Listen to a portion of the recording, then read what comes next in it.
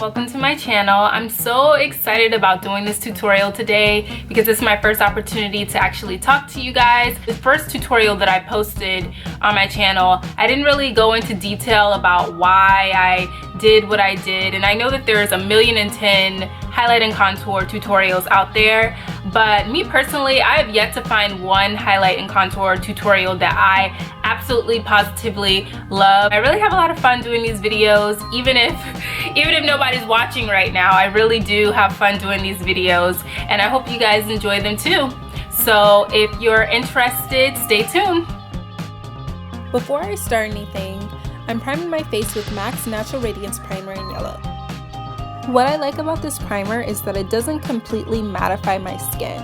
It just makes my skin a little bit more luminous. I'm applying an orange corrector on my skin to neutralize any hyperpigmentation. I'm also going to put this orange corrector underneath my eyes to neutralize the dark circles.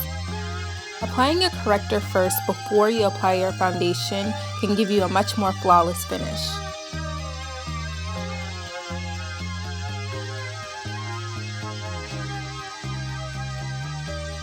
You can already see the difference the corrector has made, and I haven't even applied foundation yet.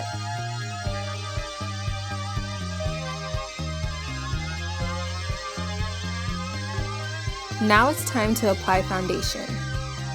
I like to dot the foundation on my face before I blend it out, but it's going to be up to you to decide how you want to apply it first.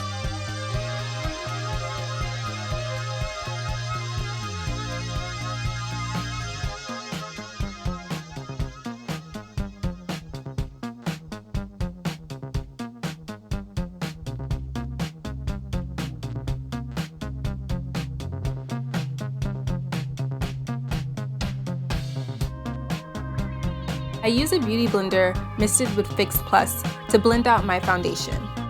This method is so much better than running your beauty blender underwater. A beauty blender that's too damp can actually take the foundation away from the face instead of blending it out. I can't help but notice this huge zit that's on my face. Guys, take this as a lesson. Never sleep in your makeup. I was lazy one night and I didn't take off my makeup and I woke up with this on my face.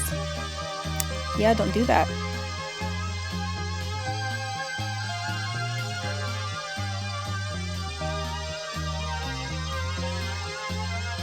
I know this is a little different, but before I highlight my face, I prefer to contour first. This is because on me, my under eyes crease like crazy. I don't drink as much water as I should, so if I allow the concealer to sit too long underneath my eyes, it's going to start creasing, and that's not what I want.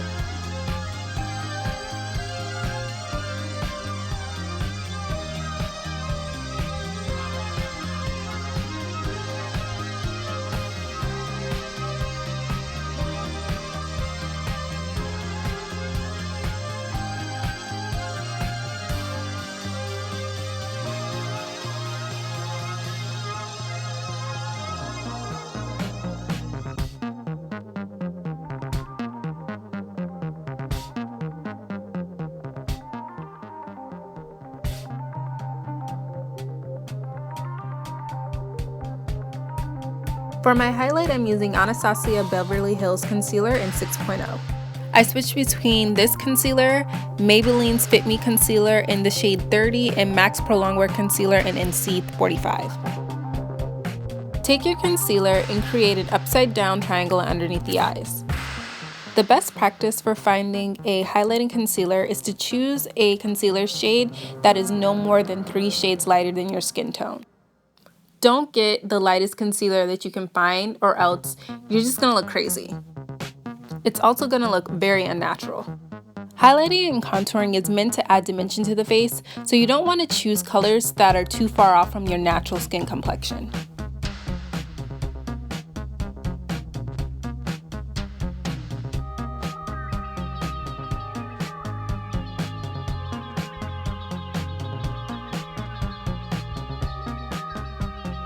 Other areas to highlight would be the bridge of your nose, the center of your forehead, and also the center of your chin. Make sure you're not using heaps of concealer.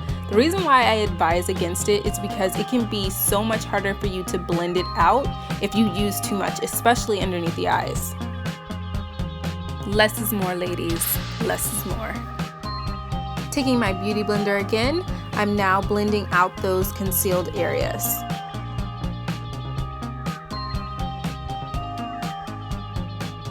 As I'm blending everything out, you can already kind of see how everything is starting to come together.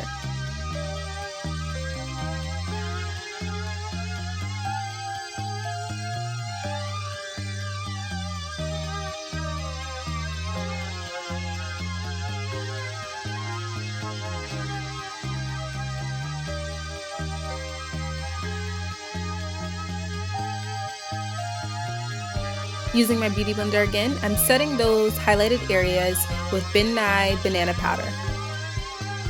This isn't an everyday setting powder. If you're looking for an under eye setting powder that you can wear every day, I would recommend either MAC's Studio Fix powder because it's full coverage and you don't need to use much, or Laura Mercier's translucent powder.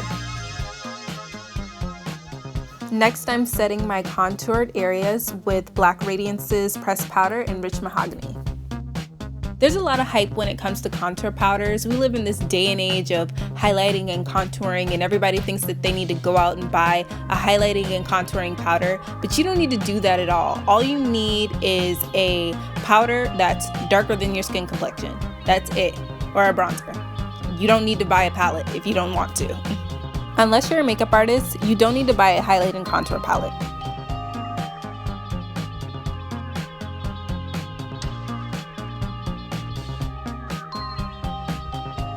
Taking a fluffy brush, I'm removing that excess banana powder off of my face.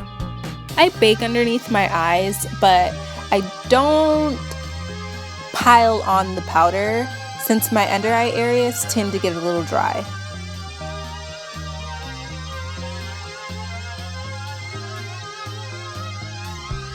For a flawless finish, I'm taking my Mineralize Skin Finish in Dark Deep and I am dusting that all over my face, including my contoured and highlighted areas.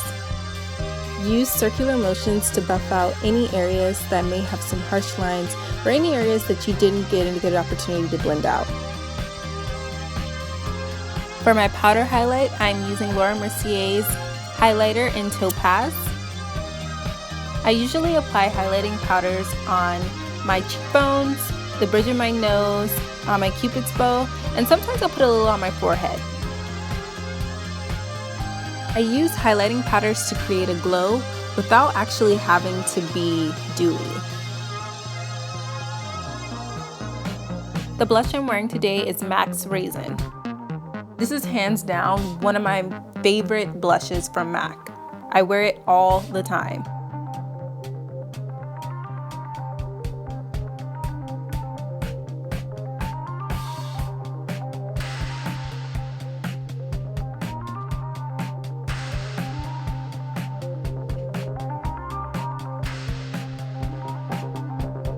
My face is just about finished, so I'm going to apply some finishing touches and then we'll be done.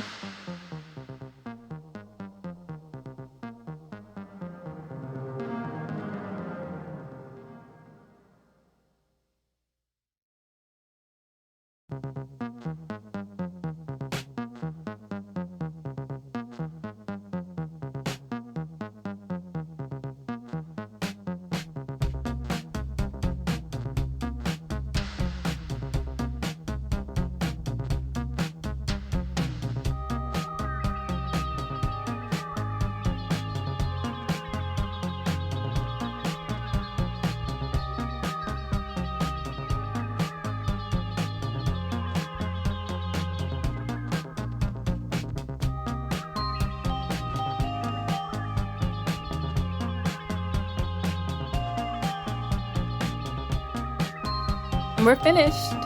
I hope you guys like this tutorial. Be sure to like, comment, and subscribe, and I'll see you guys later. Bye.